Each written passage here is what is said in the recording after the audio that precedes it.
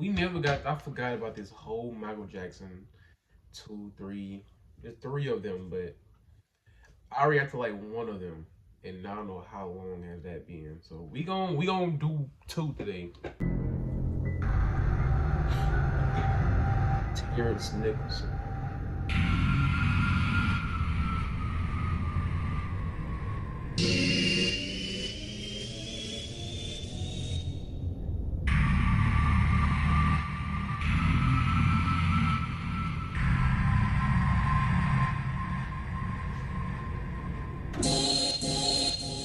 Get out the camera.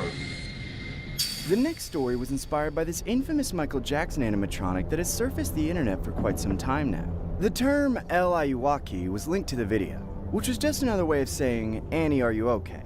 Like I said before, this was just an animatronic, but really sent shockwaves Oh, it's online an for its distinct, animatronic. disturbing facial Oh, features, snap. and how it was able to make subtle movements. For anyone with the name Annie, we hope you are okay.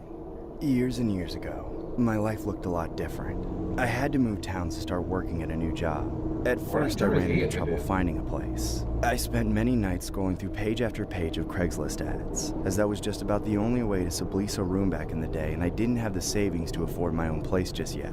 However, I eventually lucked out with a pretty cheap listing for a room in a basement with 2 other people living upstairs. There wasn't much information other than that, but when I arrived, I realized why the rent was so affordable. The landlord, also one of the residents, was a frail, creepy-looking old man with the most wrinkled, leathery skin I've ever seen, even on an elderly person. HD television was becoming really popular around this time, and I couldn't help but think to myself that this guy had more wrinkles on his forehead than Gordon Ramsay. Of course, I tried to hide what I was thinking.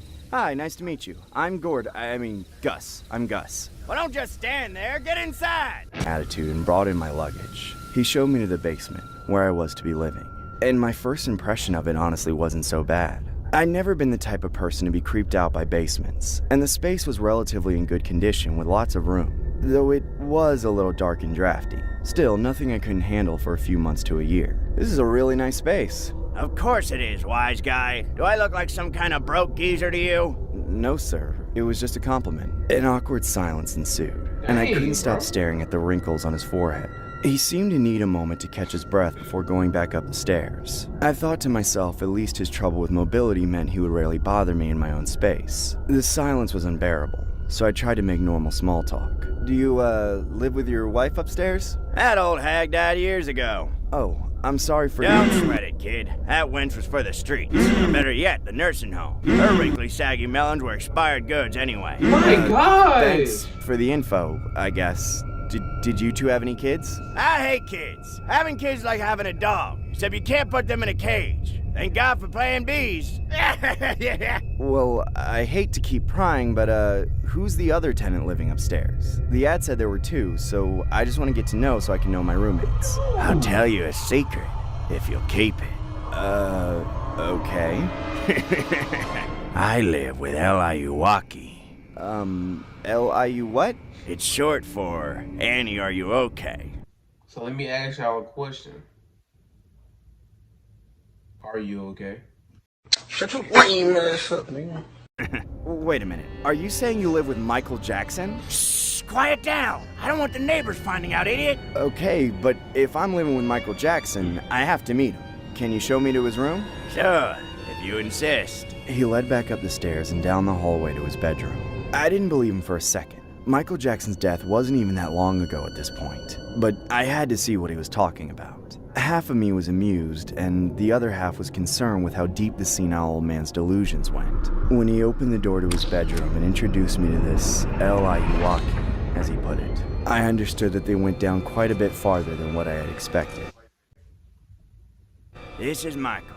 Michael, I'd like you to meet our new housemate, Gus. I was petrified. This El Ayuwaki was not even a real person. It was a ghoulish animatronic thing that looked vaguely like the person it was supposed to be. It moved around in the most unnatural way, even being able to make expressions with its face, which was just a disintegrating piece of silicone that was barely attached. It turned to look right at me, then robotically moved its arm to wave. Well, wave back. Reluctantly, I obliged the old man's peculiar demand. What made the presence of this mechanical monstrosity even more unsettling was how it changed that hostile man's demeanor to someone somehow more pleasant, almost like he was in love with the thing. I excused myself so I could be alone in my new room. Just picturing that distorted face sent chills down my spine, and it never got easier. Throughout my time living there, I would frequently see that thing when I went up to the hallway to use the bathroom or leave the house. It would just stand in front.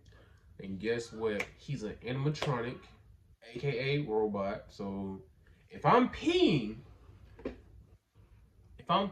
right? First of all, why is your door open? You close the door and you lock the door. Second, again, if I'm peeing and I see something in the corner of my eye and he's peeking at me and my junior, I'm gonna, you wanna peek? You wanna peek?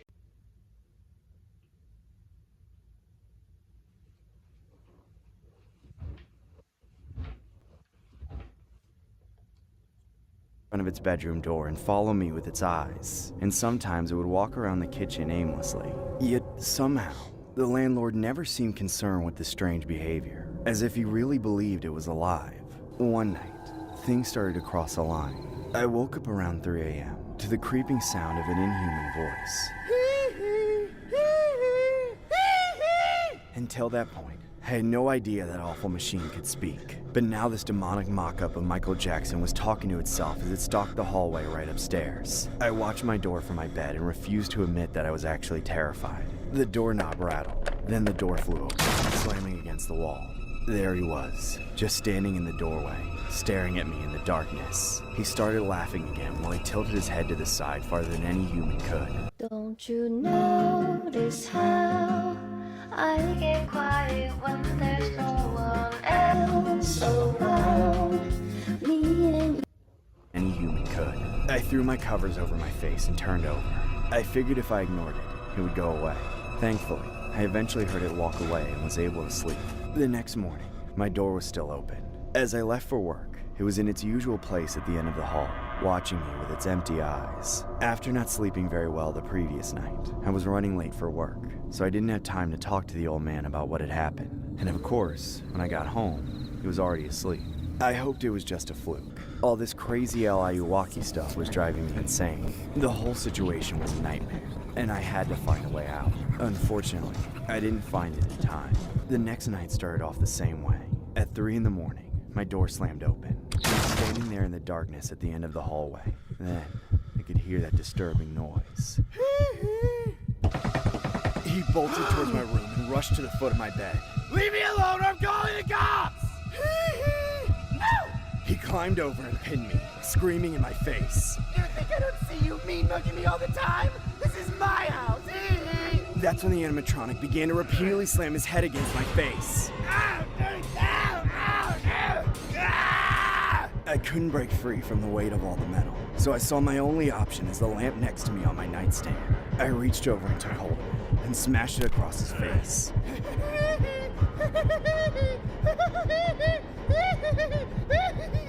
He laughed and fell back, but I didn't stop. I'd been tormented by this insane thing for far too long. I wanted to make sure the thing never moved again. I pushed him off the bed and shoved my knee into his neck, pummeling him with the lamp until his stupid laugh finally stopped. I could feel the hot blood streaming down my face, coating my hands and soaking into my clothes. I was exhausted, but my heart was beating so quick I had no hope of sleeping. I curled up against my bed and tried to calm myself down, but no matter how much I tried to rock myself to sleep, I couldn't even understand why I was so disturbed. Hours later, the morning sun finally shined through the window and illuminated everything. I had wondered how the old man upstairs had managed not to wake up to all the noise, but then it made sense. He was right there on the floor, in a pool of his own blood. I looked up the stairs and saw the animatronic monster smiling down on me.